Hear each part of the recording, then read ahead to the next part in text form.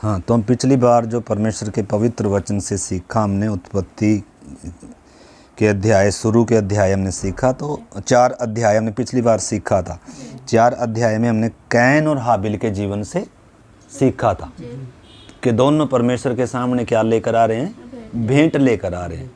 एक कैसे आ रहा है? अपने तरीके से आ रहा है, अपनी भक्ति से, अपनी साधना से, अपने कर्म कांड से अच्छा लेकर आ रहा है। वो भी मतलब वो भी अच्छा कर रहा है, लेकिन अपने तरीके से, अपनी बुद्धि से कर रहा है। लेकिन हाबिल क्या कर रहा है? विश्वास से कर रहा है। और जो तरीका परमेश्वर ने दिया, जो वाचा परमेश्वर ने बांधी है, एक मेमना जो वध किया गया था, बलिदान जो लहू बहा था, वो जो यीशु मसीह की छाया थी। यानी कि हाबिल क्या कर रहा है? अभी यीशु मसीह ने बहुत बाद में आना है, लेकिन हाबिल उस समय उस बलिदान की छाया यीशु मसीह पर विश्वास के द्वारा परमेश्वर के पास आ रहा है, अपने पापी होने को स्वीकार रहा है, लहू लेकर आ रहा है, बलिदान लेकर आ रहा है, और उसका जीवन परमेश्वर क्या कर रहा है? स्वीकार कर रहा है। और उस विश्वास के द्वारा हाबिल क्या किया गया? धर्मी ठहराया गया। तो एक व्यक्ति धर्मी कैसे ठहर सकता है? विश्वास के द्वारा। 2 प्रकार की धार्मिकता है। एक मनुष्य की धार्मिकता है, अपने भले काम, अच्छे काम। जैसे आदम ने अपने नंगे तन को अंजीर के पत्तों से क्या कर लिया, परंतु परमेश्वर की दृष्टि में ये धार्मिकता मैले चिथड़ों के समान है, इसकी कोई कदर नहीं है। परमेश्वर के सामने हर एक इंसान पापी है, नंगा है, और उसके सारे धार्मिक काम क्या हैं? मैले चिथड़े हैं। परंतु धन्यवाद हो उस महान परमेश्वर का जिसने हमसे वायदा किया है, उस स्त्री के वंश का, और उस मेमना जो वध हुआ है, यानी कि जो उस विश्वास पर आधारित होकर विश्वास से परमेश्वर के सामने आता है। परमेश्वर उसके पापों को क्षमा करता है और उसे धर्मी ठहराता है और उसके जीवन को स्वीकार करता है। तो हाबिल का जीवन भी स्वीकार है परमेश्वर को, और उसके भेंट भी क्या है? स्वीकार है। परमेश्वर खुश है, परंतु किससे खुश नहीं है? जो अपने तौर तरीके से अपनी भक्ति को लेकर आ रहा है। तो उधर 2 बातें हमने देखी। यीशु मसीह पर विश्वास करने से धार्मिकता है, परंतु जो अपने कर्मों पर आधारित अपने तरीके से परमेश्वर के सामने आ रहा है, उसका जीवन भी सही नहीं है, और उसके तरीके को परमेश्वर उसकी भेंट को कभी क्या नहीं करेगा? स्वीकार नहीं करेगा। और दूसरी बात वो मनुष्य में ये देखी थी, या देखते हैं हम कि चेतावनी मिलने के बाद भी, मतलब परमेश्वर प्रेमी है, अनुग्रहकारी है, भेंट स्वीकार नहीं किया तो भी उससे पूछ रहे, तेरा मुंह क्यों लटका है भाई? तू उदास क्यों है? अगर तू भला करे तो तेरी भेंट भी क्या स्वीकार। भला क्या करना था? परमेश्वर पर विश्वास करना था। लेकिन चेतावनी को भी उसने क्या किया? और परमेश्वर ने कहा पाप द्वार पर छिपा है, दुबका हुआ है, और तुझे उसके ऊपर प्रभुता करनी है। यानी कि या तो पाप तेरे ऊपर प्रभुता करेगा, या तू भी कर सकता है अगर चाहे तो। विश्वास के साथ आए, परमेश्वर के सामने दीन करे, तो तुझे मतलब क्या कर सकता है? तू जय पा सकता है। पाप तेरे ऊपर क्या नहीं होगा? हावी नहीं होगा। ठीक है ना? परंतु उसने उस चेतावनी को भी क्या नहीं किया? स्वीकार नहीं किया। और क्योंकि पाप इतना भयानक है, पाप इंसान को क्या करेगा? मतलब परमेश्वर का शत्रु बनाएगा। पाप व्यक्ति को उसकी गलती का एहसास होने नहीं दे। इसलिए उसने क्या किया? अपने भाई को बड़ी चतुराई से लेकर गया मैदान में, और उसको क्या कर दिया? मार दिया। परंतु परमेश्वर क्या भी है? सर्वशक्तिमान, सर्वज्ञानी परमेश्वर है, उसके सामने कोई छिप नहीं सकता है। इसलिए ऐसे आ रहा है वो परमेश्वर किसके पास? कैन के पास, तेरा भाई कहाँ है? यानी कि फिर भी परमेश्वर देखो कितना मौका दे। क्या परमेश्वर को मालूम नहीं उसका भाई कहाँ है? जैसे आदम के पास आया था, हे आदम तू कहाँ है? क्या पता नहीं था? परमेश्वर पता है, लेकिन परमेश्वर कैसे आ रहा है इंसान के पास? ताकि इंसान अपने पाप को स्वीकार करे, गलती स्वीकार करे, रोए, प्रभु मैं यहाँ हूँ, मैंने क्या किया? गुनाह किया। परंतु पाप ऐसा करने नहीं देगा। कठोर कर दिया मन। कह रहा मैं अपने भाई का रखवाला हूँ। कह रहा है भाई उस तेरे भाई का लहू मेरी क्या दे रहा है? दुहाई दे रहा है। मतलब परमेश्वर क्या है? न्यायी है। तो हमने देखा सबसे पहले इस धरती पर लहू किसका बहा? निर्दोष मेमने का लहू बहा। और दूसरा लहू किसका बहा? एक धर्मी हाबिल का, जो परमेश्वर को प्रसन्न, यानी कि पाप का परिणाम देखो कितना घातक हुआ। जो आदम हवा परमेश्वर के साथ चलते थे, अब उनको अच्छे से एहसास हो गया कि हम पापियों के कारण, हमारे पाप के कारण उस निर्दोष का लहू भी बहा, और अब हमारे पुत्र का भी लहू पाप के कारण बहा। अब उनको अच्छे से क्या आ गया? इस चीज का एहसास हो गया।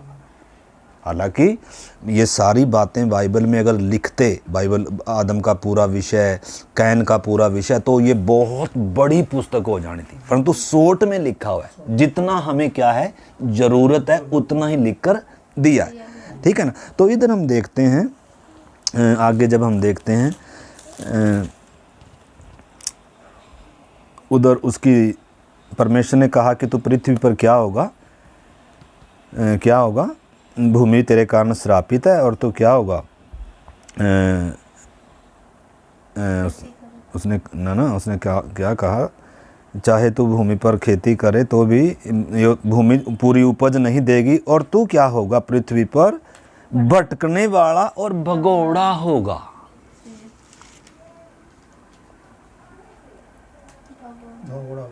हाँ, तो आगे हम देख सकते हैं, अगर सारा पढ़ूंगा तो उसमें समय लगेगा, परंतु इसका जब हम पढ़ते हैं 16 वचन, उसमें लिखा, तब कैन यहोवा के सन्मुख से निकल गया और नोद नामक देश में जो अदन के पूर्व की ओर है रहने लगा, ठीक है ना। तो इधर हम देखते हैं, इधर ये नहीं लिखा कि परमेश्वर ने कैन को अपने सामने से निकाल दिया, ऐसा लिखा है?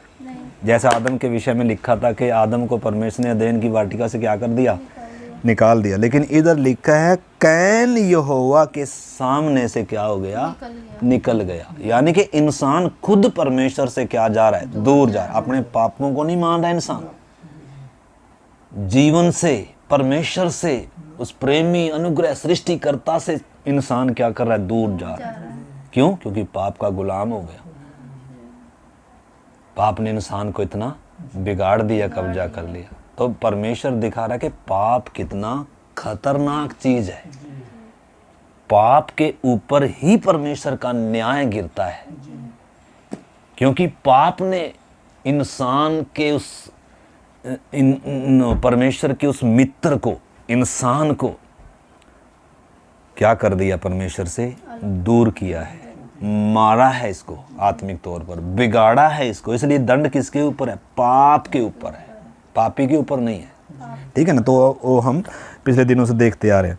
तो इधर अगर आगे हम जाएं तो इसकी जो संतानें थी, इसका जो वंश चला, आगे कैन के वंशज के बारे में लिखा है। तो इसके कैन के वंश में आगे जा चल के देखते हैं। एक कैन, तबूल और एक 22 में देखते हैं, और लिखा है उसके एक वंशज में एक आया, उसका नाम क्या था? कैन था उसका भी। यानी कि शुरू में लोग क्या करते थे? अपने नाम से अपने पुत्रों का भी क्या रखते थे? बहुत जगह ऐसा नाम मिलेगा। तो इसके वंश में से कैन नामक पुत्र का जन्म हुआ। वह पीतल और लोहे के सब धारदार हथियारों का गढ़ने वाला। देखो किसका गढ़ने वाला? हत्यारों का। यानी कि हत्यारे का बेटा, हत्यारे का वंशज क्या कर रहा है? हथियारों का कारोबार कर रहा है।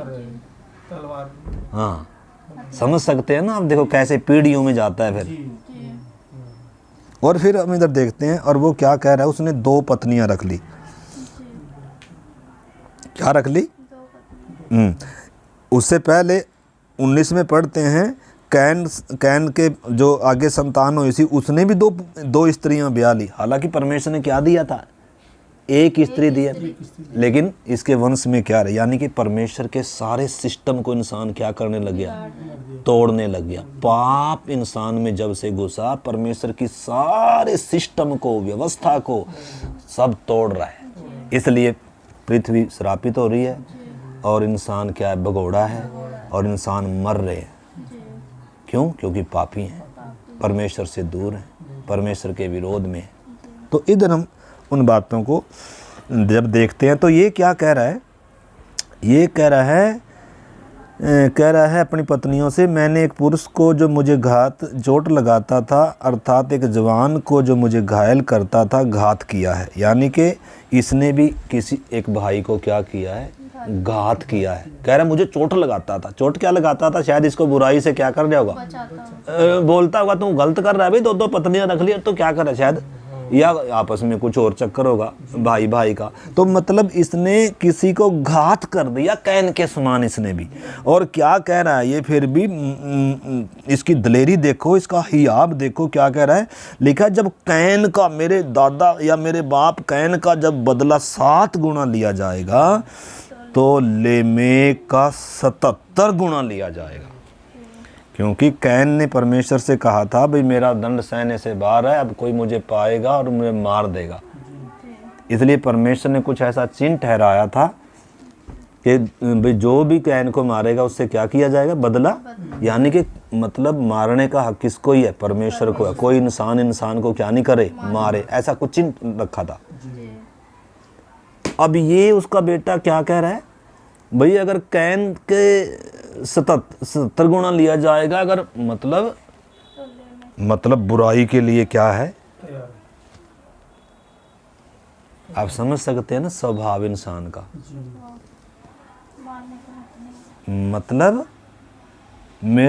मेरे बाप कैन ने बुराई की है, मैं उससे बढ़कर करूंगा और मुझे कोई क्या नहीं कर सकता, मार। ऐसा देखो कितना क्रूर स्वभाव इधर हम देखते हैं। किसके वंश में आ रहा है ये, कैन के वंशज। कैन है कौन है, आदम का पहला पुत्र है।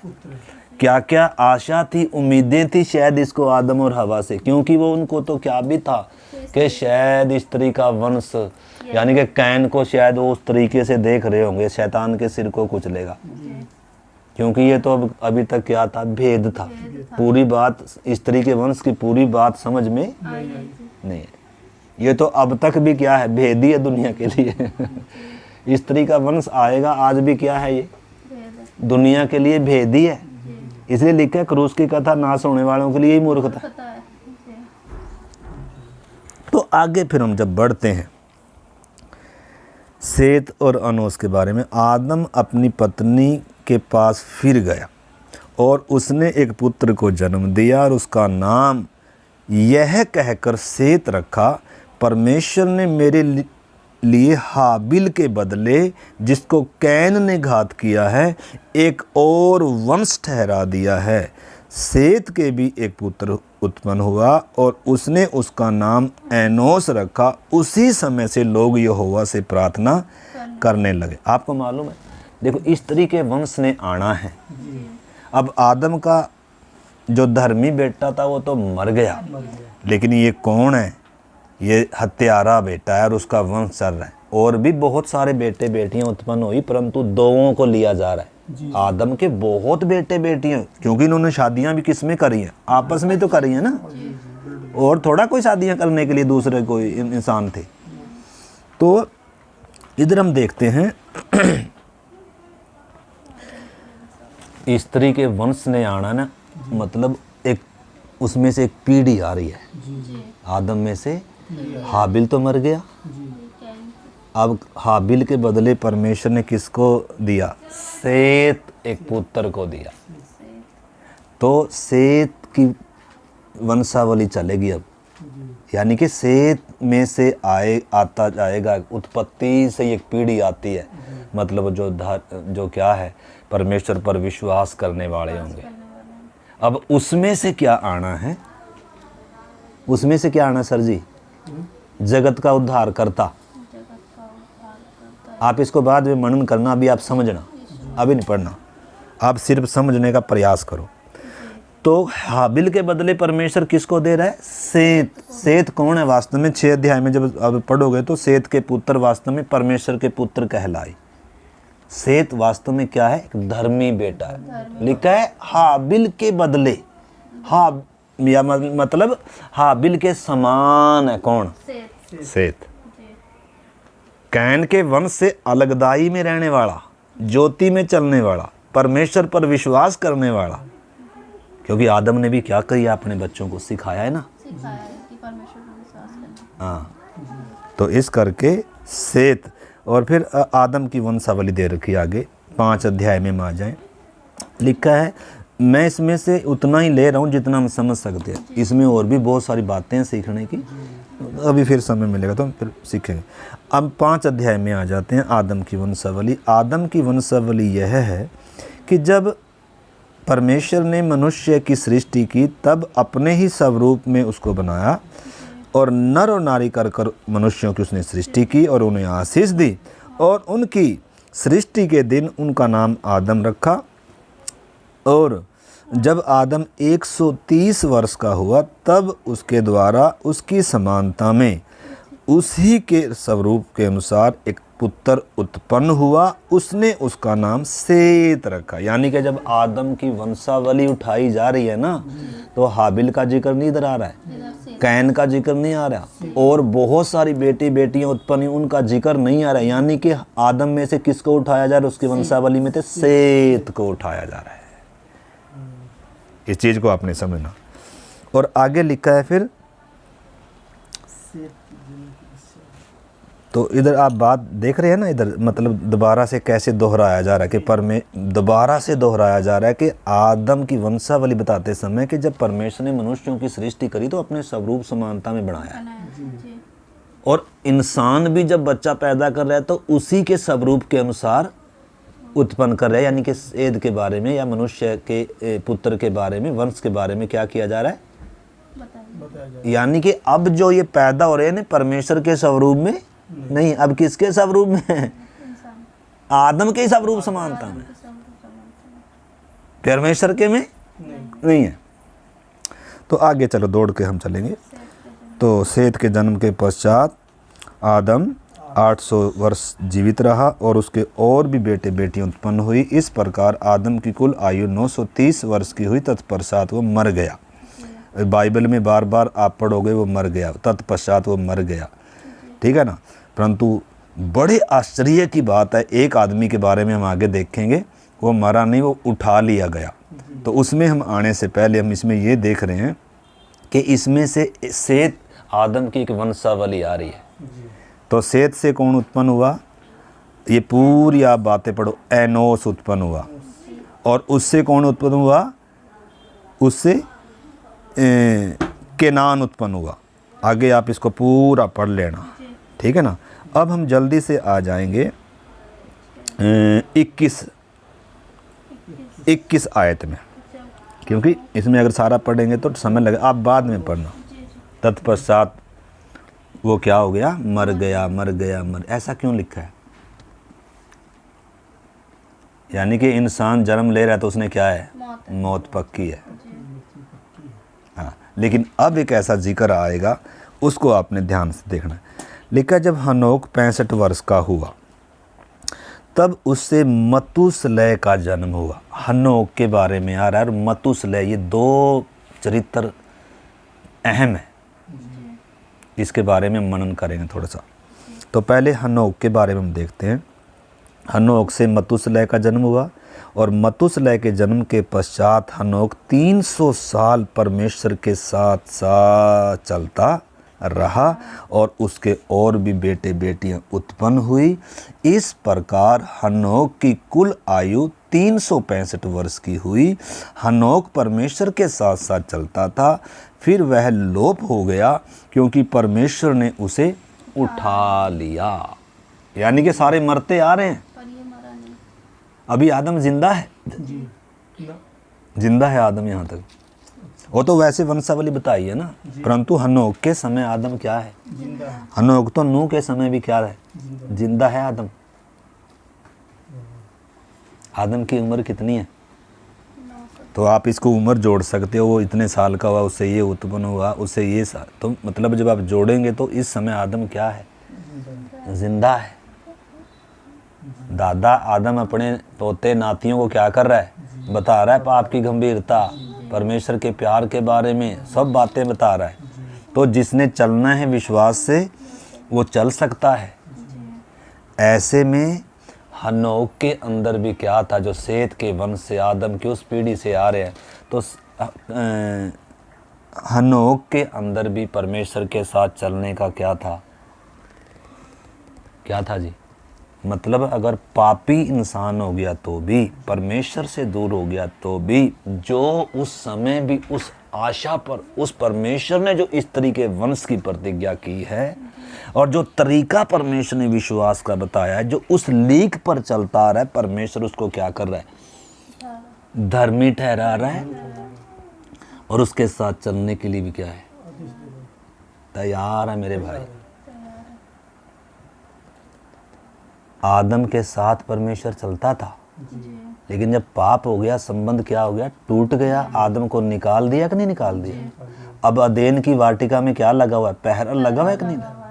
ज्वाला में करूबों के साथ तलवार नियुक्त है कि नहीं है? तो भी जब इंसान परमेश्वर से दूर है, बीच में पाप की दीवार है, तो भी जो उस विश्वास के साथ परमेश्वर के साथ चलना चाहता है, परमेश्वर के भय में जीना चाहता है, तो भी परमेश्वर लिखा है उसके साथ साथ चलने के लिए तैयार है। तो हनोक परमेश्वर के साथ साथ चलता था। तो परमेश्वर के साथ चलना कोई छोटी बात नहीं है। यानी कि उस समय जब बुराई बढ़ती जा रही है एक तरफ, वो बुराई की साइड में नहीं, वो किसकी साइड में है? खराई की साइड में है, विश्वास से चल रहा है। तो ऐसे लोगों के साथ परमेश्वर शुरू से ही चलने के लिए क्या था? और इधर एक और संदेश क्या भी है, यानी कि जो व्यक्ति परमेश्वर के साथ चलेगा, जो व्यक्ति परमेश्वर की इच्छा के अनुसार परमेश्वर ने जो रास्ता दिया उस रास्ते पर जो चलेगा, परमेश्वर न केवल उसके साथ चलेगा बल्कि परमेश्वर क्या करेगा? उस व्यक्ति को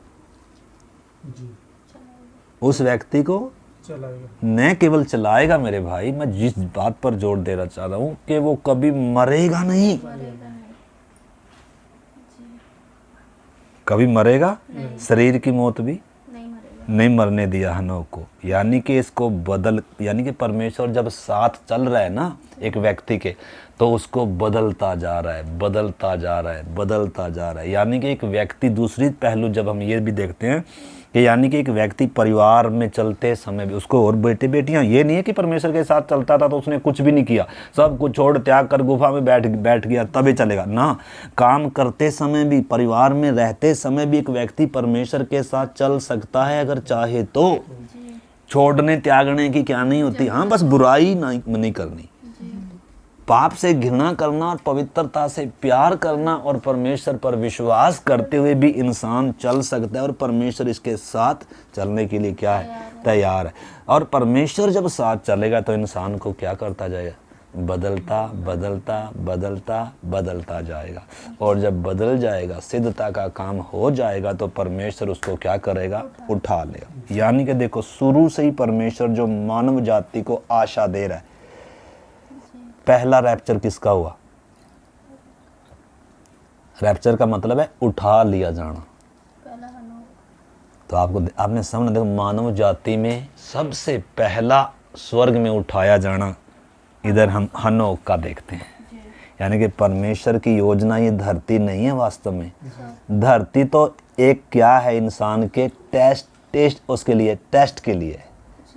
अगर ये इंसान परमेश्वर के साथ चलना चाहता है तो अनंत काल परमेश्वर के साथ रहने के लिए क्या हो रहा है? ये वास्तव में तैयार। यानी कि ये धरती नहीं है भाई जी असली प्रोग्राम, ये तो सिर्फ आपका और मेरा चुनाव है। आप परमेश्वर के साथ चलना चाहते हैं तो परमेश्वर के साथ अनंत काल में उठाए जाएंगे।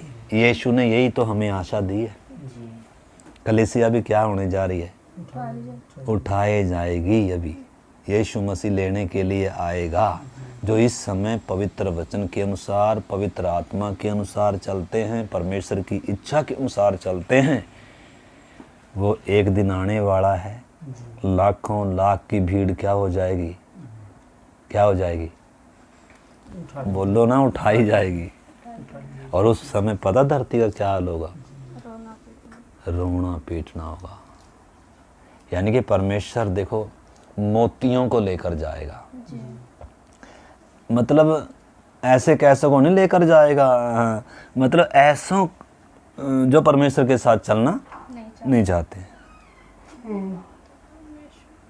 तो इधर बहुत सारे संदेश भेद छिपे हुए, यानी कि एक व्यक्ति परिवार में रहते हुए भी, संसार में रहते हुए भी, अंदर पाप होते हुए भी उस समय अगर परमेश्वर को प्रसन्न करते हुए चल सकता है, परमेश्वर के साथ चल सकता है, तो अब भी जब पाप क्रूस पर क्या कर दिया गया, क्रूस पर पाप का इलाज कर दिया गया, क्रूस पर ठोक दिया यीशु ने पाप, तो अब जब पाप से छुटकारा दे दिया, पवित्र आत्मा दे दिया, एक व्यक्ति को धर्मी ठहरा दिया, अब अगर ये चाहे तो पवित्र आत्मा के अनुसार क्या कर सकता है, चल सकता है। इसलिए लिखा जितने लोग परमेश्वर की आत्मा के अनुसार चलते हैं वो सब, यानी कि जैसे ये शुरू से ही परमेश्वर ने आशा दी है और उम्मीद दी है कि जो लोग परमेश्वर के साथ चलने वाले हैं, पवित्रता से प्रेम रखने वाले हैं, विश्वास पर चलने वाले हैं, वो परमेश्वर के साथ उठा लिए जाएंगे। तो उठाए जाने की आशा कब से है? उत्पत्ति से ही है। आप परमेश्वर के प्यार को समझ सकते हैं, उसकी अनंत योजना को भी हम क्या कर सकते हैं, जितना हमें समझ में आए, पवित्र आत्मा में समझाए इस विषय को। तो उस समय के लोगों के पास भी आशा थी, जब हनोक उठा लिया गया उस समय के लोगों के पास भी आशा थी, हम भी अगर परमेश्वर को प्रसन्न करेंगे तो हम भी उठा लिए जाएंगे।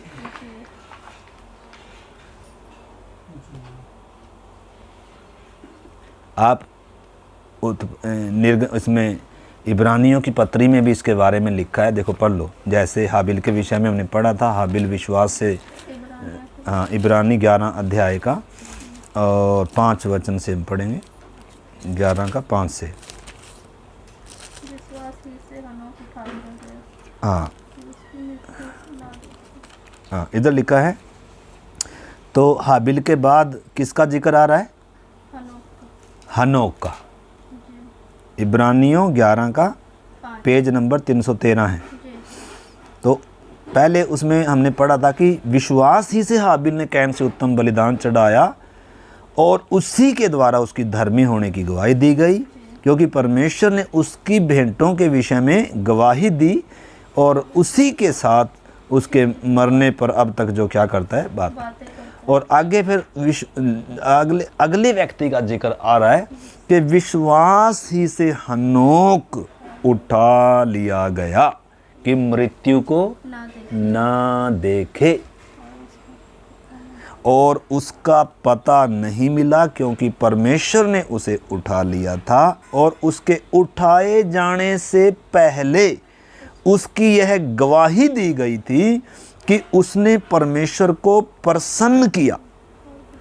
और आगे लिखा है विश्वास बिना उसे प्रसन्न करना अनहोना है, यानी कि एक ही तरीका है परमेश्वर को प्रसन्न करने का, वो विश्वास। कौन सा विश्वास?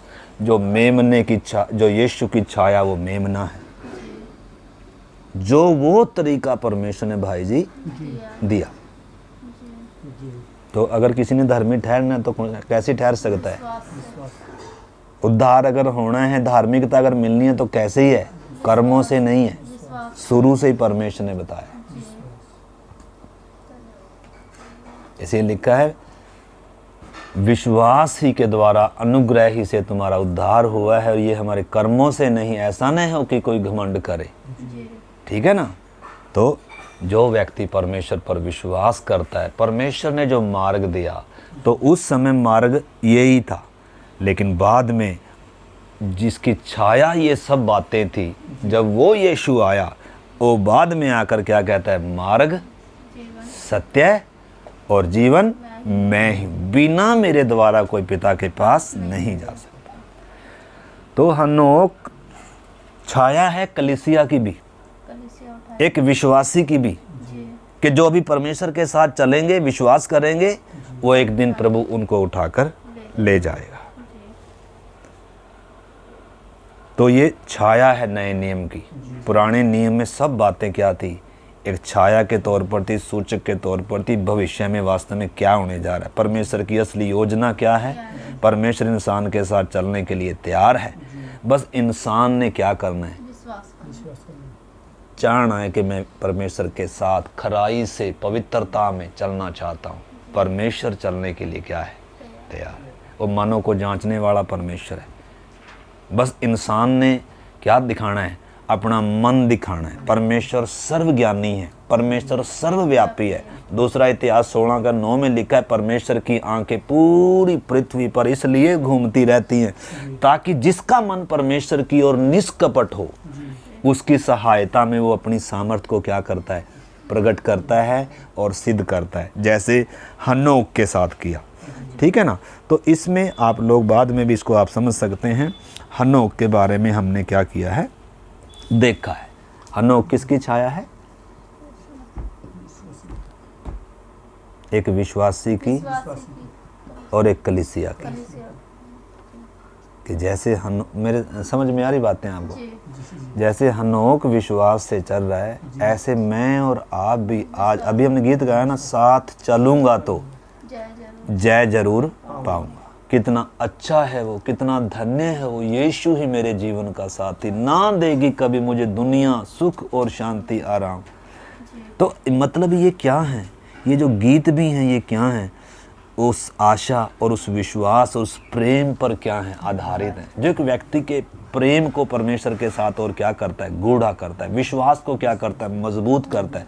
उसके साथ चलूंगा तो जय पक्की है, वो कभी मरेंगे नहीं, मृत्यु उनके ऊपर कभी हावी, मौत का भय उनके ऊपर कभी हावी, शैतान कभी उनके ऊपर हावी नहीं होगा। जीवित उठा लिया गया, ये छोटी बात। परमेश्वर ने कहा था इंसान को कि तू मिट्टी है और मिट्टी में फिर मिल जाएगा, लेकिन ये मिट्टी में क्यों नहीं मिला, आपने समझना। तो हमारी छाया है, कलीसिया की छाया है।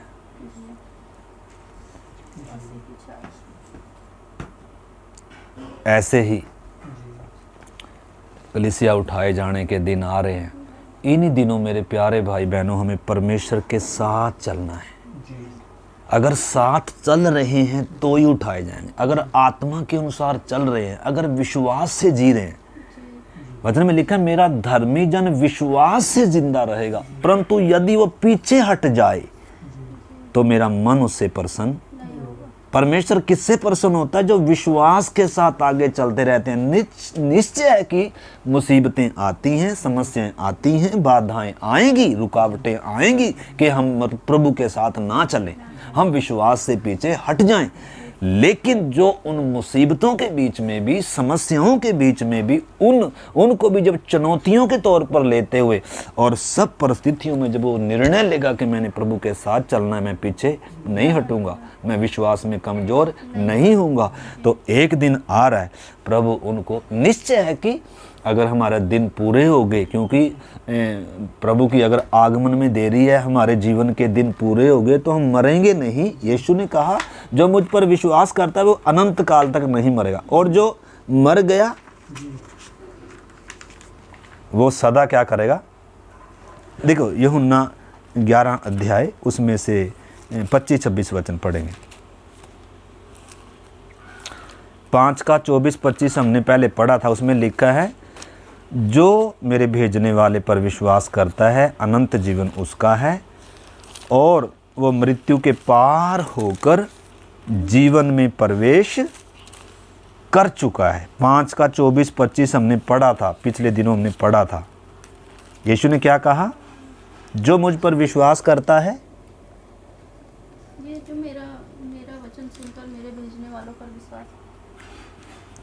प्रभु क्या कह रहा है, जो मेरा वचन सुनकर मेरे भेजने वाला कौन है, परमेश्वर है ना। अभिषिक्त का मतलब क्या है, परमेश्वर की ओर से दिया गया।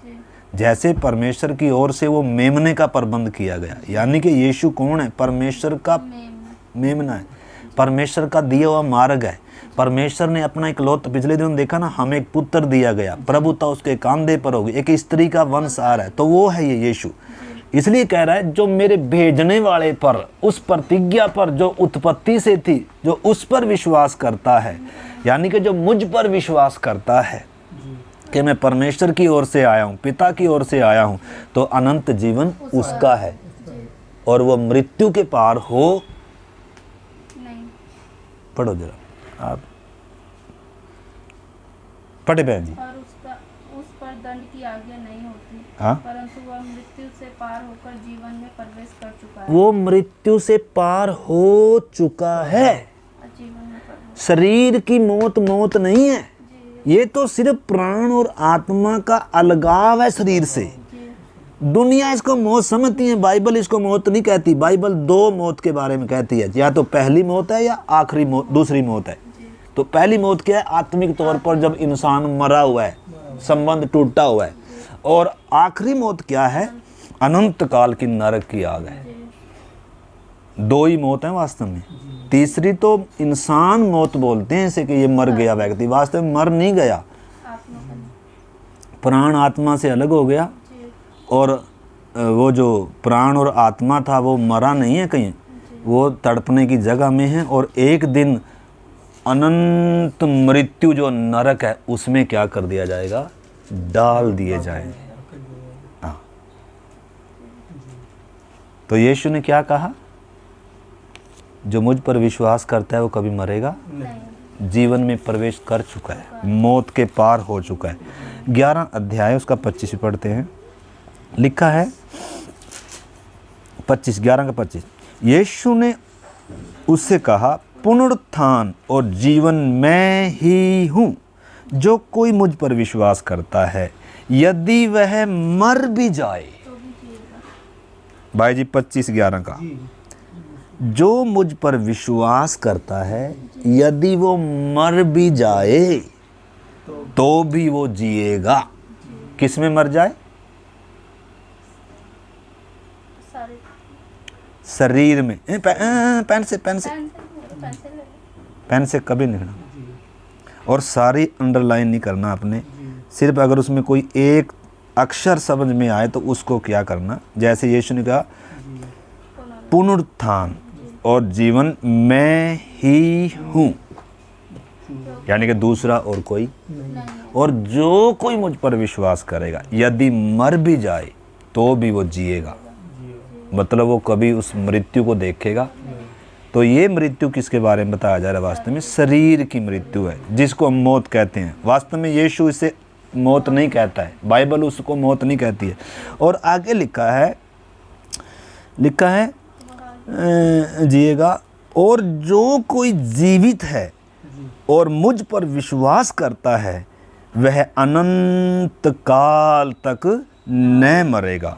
क्या तो इस बात पर विश्वास करते हैं आप? विश्वास जी भाई सुभाष, अगर आप यीशु पर विश्वास करते हैं तो कभी नहीं मरेंगे, जी और अगर मर भी गए तो जी उठेंगे। मतलब आप शरीर की मौत जब एक व्यक्ति मरता है तो विश्राम में चला जाता है। जब यीशु बादलों पे आएगा सब उठाए जाए, जी उठेंगे। जी उठेंगे नहीं, वास्तव में सोए हुए हैं, विश्राम में हैं, वो जाग उठेंगे। परंतु जो पापी मरते हैं वो किधर जा रहे हैं? अनंत काल। तो इसी पृथ्वी के अंदर है एक तड़पने का स्थान है। तो पापी जब मरता है तो तड़पने के स्थान में वो विश्राम नहीं कर रहा है, वो तड़पने के स्थान में तड़प रहा है। लेकिन विश्वासी जो मर रहा है वो विश्राम की जगह में है। तो जब यीशु आएगा, पहला पुनरुत्थान, वो सब उठेंगे, जी उठेंगे। परंतु ये फिलहाल नहीं निकलेंगे। इसके यीशु के आगमन के बाद 7 साल का समय होगा, उसके बाद 1000 साल का राज्य धरती पर हो, उसके बाद श्वेत सिंहासन रखा जाएगा। उसके बाद ये जितने भी हैं इनको न्याय सिंहासन के सामने खड़े होंगे, और उसके बाद फिर अनंत नरक में डाल दिए। यानी कि तात्कालिक लोकप है क्या? तड़पने का स्थान, तो नरक नहीं है ये। परंतु अगर आपने यीशु पर विश्वास किया तो क्या पाया आपने? देखो, दुनिया बहुत सारे विश्वासी बोलते हैं यीशु के पास आकर क्या मिला, शायद अभी भी तकलीफ होगी, किराए के मकान में होंगे, हैं। लेकिन आपको मालूम है यीशु पर विश्वास करने से क्या मिला है? काश ये आंखें, हमारी बुद्धि ये खुल जाए, हमें मालूम हो जाए यीशु पर विश्वास करने से मिलता क्या है, यीशु पर विश्वास करने का मतलब क्या है। ठीक है, जितनों ने उसे ग्रहण किया उसने उन्हें परमेश्वर की संतान होने का क्या दिया है, हक दिया है। और वो कभी मौत नहीं देखेगा, वो मृत्यु के पार हो चुका है और प्रभु उनको लेने के लिए बादलों पर आएगा। जैसे हनोक उठा लिया गया ऐसे ही ये भी उठा लिए जाएंगे। ये ही इंसान के लिए परमेश्वर का अनंत योजना है। उसके बाद ये सब धरती नाश हो जाएगी और हम क्या करेंगे, जो इस धरती पर परमेश्वर के साथ चले, यीशु के द्वारा जो धार्मिकता पाई जिन्होंने, वो अनंत काल तक किसके साथ रहेंगे, परमेश्वर के साथ रहेंगे। और आपको मालूम है प्रकाशित वाक्य क्या कहता है, ये पृथ्वी और ये आकाश तो नाश हो जाएंगे, फिर नया आकाश है, नई पृथ्वी है, और वो लोग जो इस धरती पर परमेश्वर के साथ चले हैं, चाहे यीशु से पहले हो, यीशु के आने के बाद में हो, वो सब क्या होंगे, परमेश्वर और उसके लोग क्या होंगे। उसके बाद फिर मौत नहीं होगी, शैतान नहीं होगा, यानी कि एक इटर्नल परमेश्वर की जो प्रोग्राम है, जो योजना है, वो आरंभ होगी। यानी कि अभी तक परमेश्वर का अनंत काल का प्रोग्राम शुरू नहीं हुआ, अभी सिर्फ तैयारी चल रही है। अभी सिर्फ परमेश्वर के साथ चलने वाले वो योग्य लोग तैयार हो रहे हैं। तो इस धरती पर, धरती क्यों बनाई है, सिर्फ मेरी और आपकी तैयारी के लिए। आप अनंत काल के लिए किधर जाने वाले हैं, इस समय चुनाव करना है अपने। अगर आप परमेश्वर का चुनाव करते हैं तो आप परमेश्वर के साथ चलेंगे, पवित्र आत्मा के साथ अगुवाई में, यीशु के साथ। इसलिए तो लिखा है, साथ चलूँगा तो जय जरूर पाऊँ। तो अगर आपको दुनिया में आनंद आता है, दुनिया अगर आपको सुख शांति आराम देती है, तो आप प्रभु के साथ चल नहीं सकते। ठीक है ना।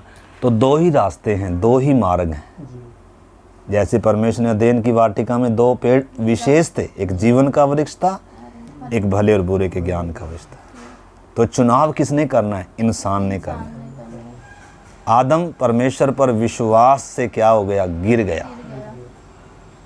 विश्वास कर कर चल सकता था, लेकिन उसने विश्वासघात किया। परंतु परमेश्वर चाहता है, जहाँ से इंसान गिरा है, जो विश्वासघात इंसान ने किया है, जब तक ये विश्वास नहीं करेगा, फिर से मेरे ऊपर जब तक विश्वास नहीं करेगा कि मेरा परमेश्वर मेरे साथ भला है, मैं उसके साथ चलूँगा। चाहे परिस्थितियाँ क्या हो जाएं, कुछ भी हो जाए, चाहे शैतान मुझे कितना भी भरमाए, चाहे दुनिया संसार मुझे कितना भी भरमाए, चाहे पाप की लालसा कितनी भी आए, लेकिन मैं परमेश्वर के विरोध में चलने का फैसला नहीं लूँगा। मैं परमेश्वर के साथ चलने के लिए, यीशु के साथ चलने के लिए, विश्वास से चलने के लिए क्या लूँगा, फैसला लूँगा। और उस समय देखो, हनोक को तो आशा भी नहीं थी कि मुझे उठा लिया जाएगा। मैं परमेश्वर के साथ चल रहा हूँ, उठा लिया जाऊँगा, एक नया आकाश, नई पृथ्वी होगा। उसको तो ये कुछ ही बातें, लेकिन हमें तो ये सारी बातें क्या दी, खोल कर भी दे दी। तो हमें तो और भी आसानी हो गई कि हम लक्ष्य को निर्धारित करते हुए हम विश्वास से क्या कर सकते हैं, दौड़ सकते हैं। अब हनोक को तो कोई वायदे प्रतिज्ञा भी दिए नहीं थे, लेकिन हमें तो ये प्रतिज्ञाओं से भरी हुई किताब हमारे हाथ में दी है। वायदे हैं, प्रतिज्ञाएं, परमेश्वर ने वाचा बांधी है, मैं तुझे कभी नहीं छोड़ दूंगा, कभी नहीं त्यागूंगा। जो विश्वास करेगा वो मृत्यु के पार हो चुका है, ठीक है ना। परंतु जो विश्वास नहीं करते वो दोषी ठहर चुके, ठीक है ना। तो अभी हम प्रार्थना करते हैं। इससे अगली कड़ी में हम देखेंगे, इसका जो बेटा मतुसलह था, उसकी उम्र क्या थी, सबसे लंबी उम्र थी। तो सबसे लंबी उम्र क्यों थी, उसका क्या कारण था, और मतुसलह नाम का अर्थ क्या है, इसके पीछे भी क्या है, भेद है। क्योंकि पूरी मानव जाति में आदम की उम्र सबसे लंबी नहीं है, लेकिन किसकी है, मतुसलह की। तो अगली बार हम मतुसलह के बारे में देखेंगे, ठीक है। तो आज हमने हनोक के बारे में देखा, यानी कितने दिन चला परमेश्वर के साथ। हमें तो पता नहीं, थोड़ा ही उम्र जिंदगी है, पता नहीं 4 साल, 5 साल, 10 साल या 10 दिन है, लेकिन हनोक कितने साल चला साहब जी? 300 साल परमेश्वर के साथ चला। 365 वर्ष। 300 साल परमेश्वर के साथ चला बहन जी। जी आप पढ़ना बाद में। जी 300 साल। ये कहाँ लिखेगा? इसको आपने क्या करना, मनन करना ना। उसी पेज पे था, उसी पेज पे था 5 का, उत्पत्ति 5 अध्याय का 22 में है ना, ठीक है ना। तो अभी हम प्रार्थना करते हैं। 300 साल परमेश्वर के साथ चलते चलते एक दिन ऐसा आया कि वो लोप हो गया। परंतु नया नियम क्या बता रहा है कि उसके उठाए जाने से पहले ये गवाही दी गई थी, दुनिया को ये गवाही दी गई, दुनिया को ये पता चला है कि ये व्यक्ति परमेश्वर को प्रसन्न करने वाला जीवन बिताता है। परमेश्वर ऐसे जीवनों से आज भी प्रसन्न है। आदम को भी ये एहसास होगा, देख मैं परमेश्वर के साथ चलता था, लेकिन परमेश्वर अब हनोक के साथ साथ क्या कर रहा है, चल रहा है। यानी कि जिसके साथ परमेश्वर चलता है दुनिया में अलग होगा कि व्यक्ति नहीं होगा, दुनिया के लिए आशीष का कारण होगा कि नहीं होगा। और हनोक ने क्या भी करी थी, अगर इसमें आप देखोगे, अभी समय हो गया, हनोक ने यीशु मसीह के आगमन की भी क्या करी है, तैयारी। कहाँ बहन जी? भविष्यवाणी। वो वचन पढ़ लो, फिर करते हैं प्रार्थना। यहूदा निकालो, यहूदा प्रकाशित वाक्य से पहली किताब है, लास्ट की किताब, यहूदा 14 पढ़ें।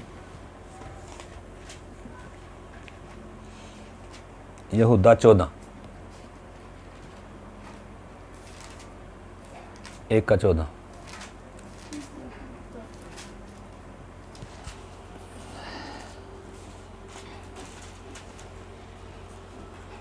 कहाँ खो, जोर से पढ़े जरा।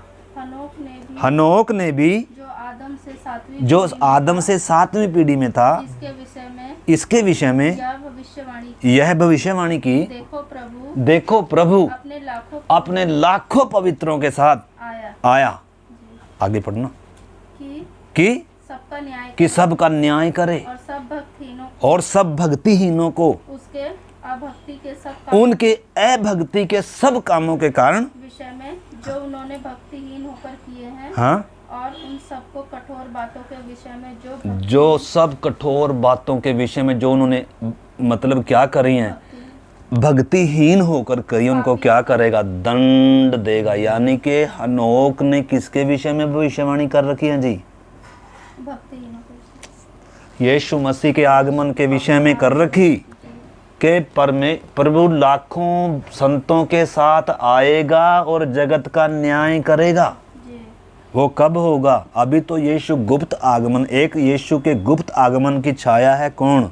ओ कलीसिया के उठाए जाने की छाया कौन है? हनोक है। दूसरा, यीशु मसीह यानी कि लाखों संतों के साथ धरती पर न्याय करने के लिए आएगा। जगत को क्या करने के लिए आएगा? न्याय। वो कब आएगा? 7 साल के महाक्लेश के बाद कलीसिया के साथ 1000 साल का राज्य स्थापित करेगा। और क्या करेगा? लोहे के राजदंड से क्या करेगा? राज्य करेगा। मेरे भाई, क्या करेगा? हनोक ने क्या भी भविष्यवाणी करी, यानी कि जो परमेश्वर के साथ चलता है, परमेश्वर आने वाली बातों को उसके ऊपर क्या करता है? प्रकट करके देता है। उस समय से यीशु के आगमन की भविष्यवाणी कर दी कि यीशु न्याय करने जगत का आएगा अपने संतों के साथ। तो अभी प्रभु जिनको उठा ले जाएगा कलीसिया को गुप्त आगमन में, 7 साल धरती पर एंटीक्राइस्ट के राज्य के बाद, महाक्लेश के बाद फिर से देखते देखते आएगा। उस समय न्याय करेगा, धार्मिकता का राज्य स्थापित होगा।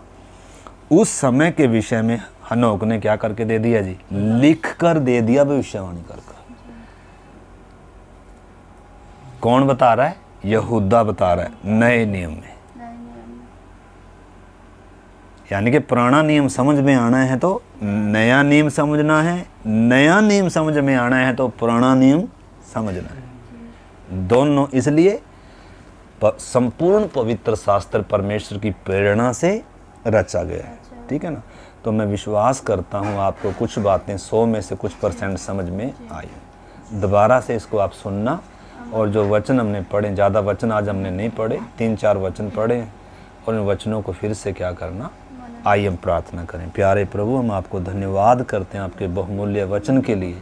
प्रभु, आपने हमें सिखाया कि कैसे हनोक प्रभु आपके साथ साथ चला, 300 साल परमेश्वर के साथ चला, और उसने परमेश्वर को प्रसन्न किया, और वो जीवित उठा लिया गया, लोप हो गया। परंतु प्रभु, वचन कहता है कि उसके उठाए जाने से पहले ये गवाही दी गई थी कि उसने परमेश्वर को प्रसन्न किया है। प्यारे प्रभु, हमें भी हनोक के समान ऐसा मन दे, और ऐसा हमारा चरित्र हो कि हम खराई से प्रभु आपके साथ चलें, आपकी आत्मा की अगुवाई में विश्वास से एक दिन चलें प्रभु, और आपके लिए हमारा जीवन तैयार हो जाए प्रभु। पवित्र आत्मा हमें तैयार करे मसीह के लिए, ताकि मसीह जब बादलों पर आए हम उसके साथ उठाए जाएं प्रभु। हम इस आशा से एक एक दिन जी सकें। आप हमें सहायता करें, हमारे विश्वास को मजबूत करें। आपके हाथ में सौंपते हैं पिता। धन्यवाद करते हैं, आपने हमारी प्रार्थना को सुना। यीशु मसीह के नाम से प्रार्थना को मांगते हैं, आमीन। जय मसीह की। मारानाथा।